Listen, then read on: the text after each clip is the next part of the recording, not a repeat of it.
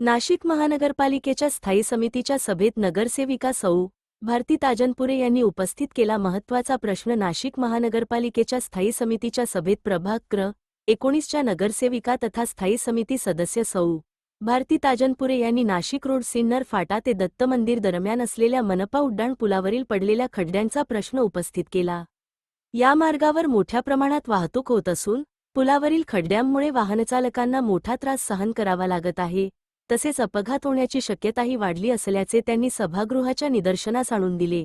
या धोकादायक खड्ड्यांची तातडीने दुरुस्ती करून नागरिकांना सुरक्षित आणि सुरळीत प्रवासाची सुविधा उपलब्ध करून द्यावी, अशी ठाम मागणी सौ. भारती ताजनपुरे यांनी प्रशासनाकडे केली.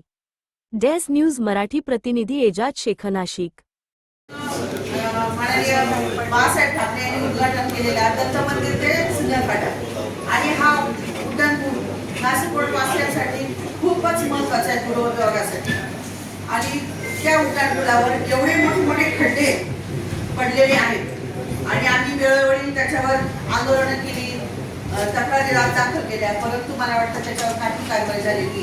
दरवर्षी या उड्डाण पुलावर 1 ते 2 अपघात होतात आणि अपघात जर झाले तर जीवनविषयी जातात. मागच्या वर्षी 2 व्यक्तींचा तिथे मृत्यू झाला, त्याच्या मागच्या वर्षी 2 व्यक्तींचा मृत्यू झाला आणि ह्या वर्षी आम्ही निवडणूक झाल्यापासून त्या दिवसापासून संबंधित उड्डाण पुलावरच्या खड्ड्यांचा आम्ही सांगतोय, परंतु संबंधित बांधकाम खातं त्याच्यावर कुठलंही काम करत नाही. टेंडर झालंय, होतंय, टेंडर झालंय, होतं, एवढंच उत्तर आम्हाला मिळतात.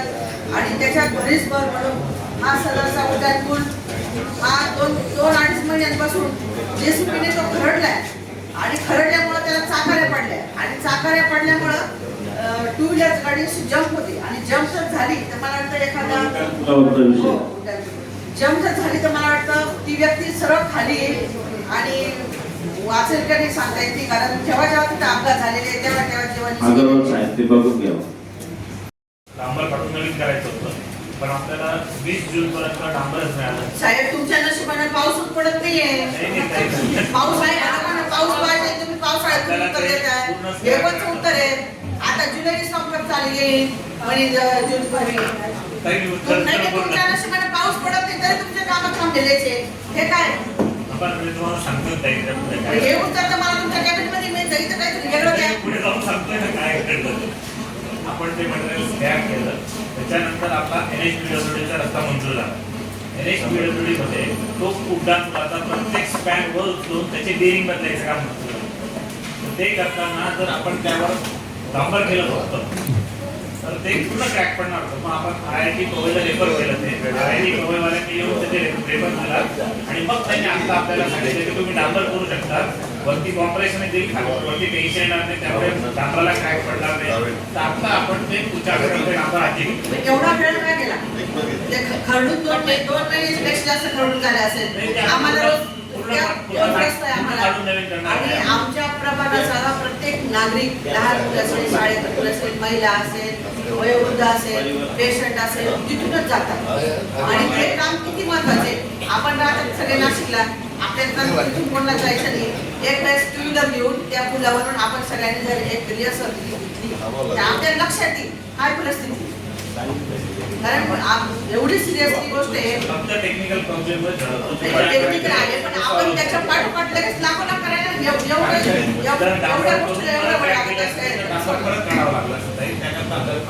आता किती दिवसात होईल? नेक्स्ट वीक मध्ये आपण डांबराची ऑर्डर दिली कॉन्ट्रॅक्टरने ऑलरेडी. नेक्स्ट वीक परत नेक्स्ट वीक मध्ये आता सांगितलं पाऊस पडेल, म्हणजे पाऊस पडला तर काय करायचं? खर्च काय ओर होण्यासारखं नाही. त्यामुळे आपल्या 2 दिवस जरी कोणी मिळाले ते डांबर करू सध्या.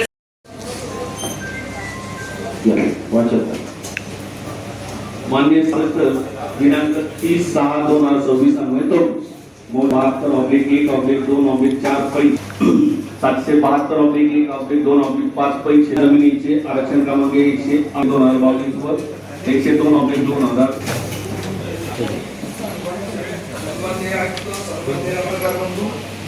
आपण या